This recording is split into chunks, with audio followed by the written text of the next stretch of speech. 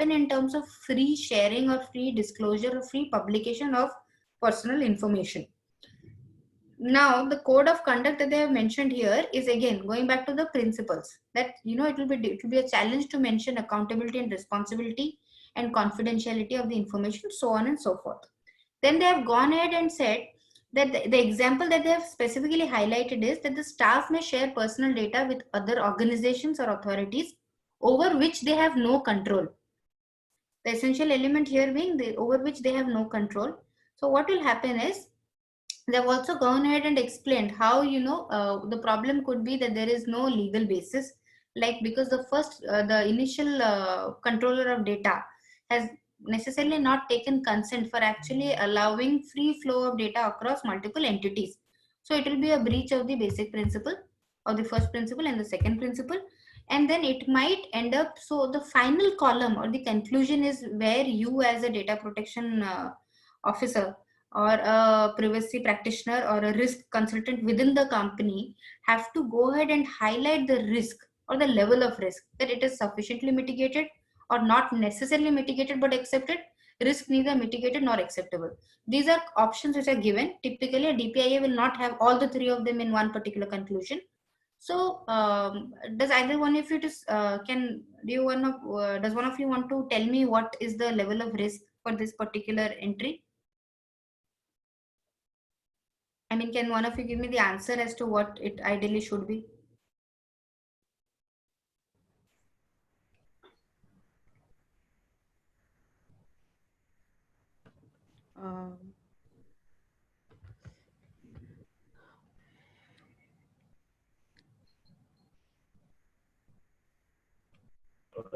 Sufficiently mitigated. Sahil, I couldn't hear you there. I mean, your voice was not clear.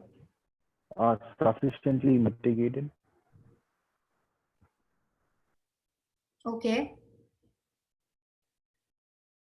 And are you saying that because of the mitigation measures which are put in place? Yes. Okay. So typically, since like for this particular setup, yes, you're actually right. It is sufficiently mitigated because again, what they have tried to do here is they have tried to create a cause, need to know basis analysis, and where they have said that it is what is also important here to notice the kind of personal information which is being shared.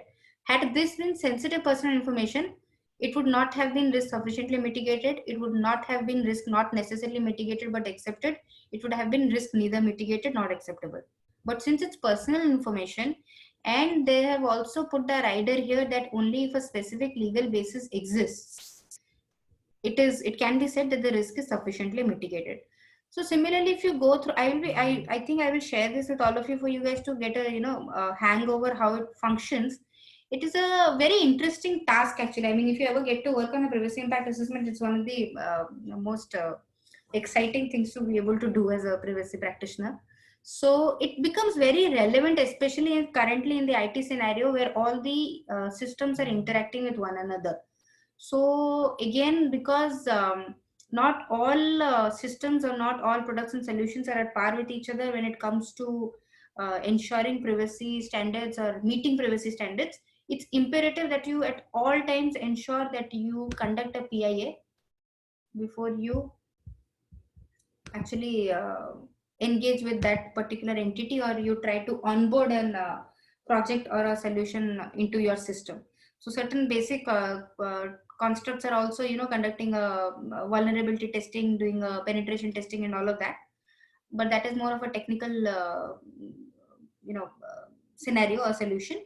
This is something which is doable, and it requires more of an analysis of all the technology, and also you have to try and marry all the principles and see how they are getting affected, or how they might get affected, and then create this particular document.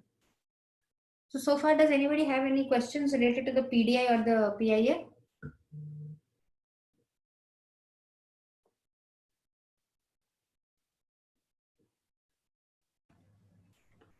Magmishka, what do you mean by in the impact assessment that the risk is acceptable? Risk is acceptable in the sense, so what happens is Okay, in this example, I will try to, okay, fine. I will highlight another example there. So, risk is acceptable at a time where, let's say, the retention policy, where I am trying to onboard a solution into my ecosystem, and let's say it's my name. I mean, I go back to the Zomato example only. Let's say before integrating Zomato's app into within my ecosystem, if the company tomorrow decides that the personal data identifier is Bagmishika Puhan, the name itself, and then they see that they're trying to map the data retention policy. Okay, go back to the storage limitation principle. If they see the data retention principle for Bagmishika Puhan's name as such, there is no, I mean, it will not actually create much risk. I mean, it will not create any harm to her. It will not probably be causing any real damage to her if tomorrow there is a breach of tomorrow there is a privacy breach, or there is a, I mean, security breach or a data breach. Then in that scenario, what will happen is, because try and understand, in that scenario I could already be a existing Zomato user, right? So Zomato already has my details, so it is not dependent on the company that I'm working with. So for that particular data entry, if I am the person who's creating the privacy impact assessment, I will write name, could be shared by other users. Then you will go ahead and identify again that should they have consent and necessary information from Bagmishika, they can go ahead and share, and then you can go ahead and write risk mitigated and acceptable. Acceptable in the sense that my information is already available in the public domain. My information is already residing on the Zomato system, and my it is not by virtue of this particular integration that any information, I mean, my name has flown to Zomato. Does Okay. it answer your question? Yeah. So in that scenario, you will write mitigated and acceptable. Yeah. Where the risk element cannot be removed, you just cannot write acceptable. Okay. So any more questions on PIs or PDIs?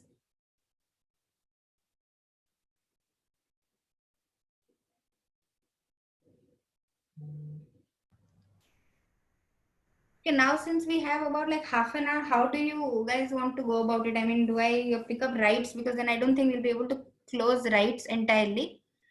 Or if there are any specific questions that you guys can think of, any sectoral questions which are plaguing you, or like Pritish mentioned about the current healthcare issue. Is there any specific questions that you want me to answer, or do you want me to again continue with rights?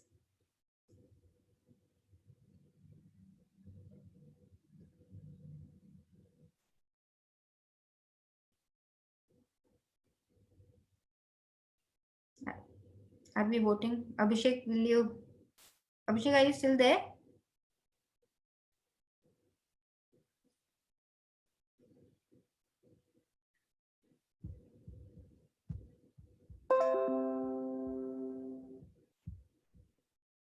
Any suggestions?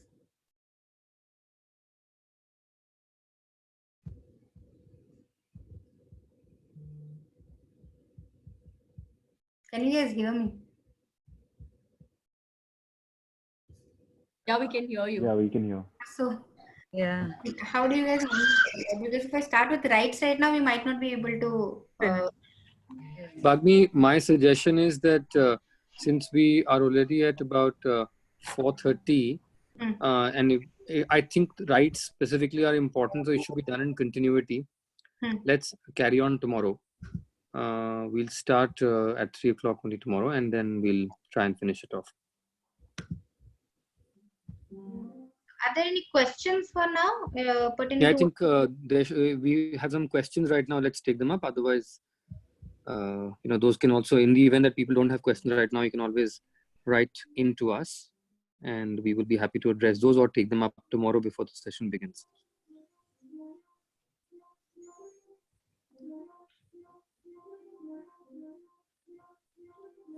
Tomorrow we can discuss data localization and the personal data protection bill in specific, and then also the rights. We should be able to cover rights in half an hour or 45 minutes.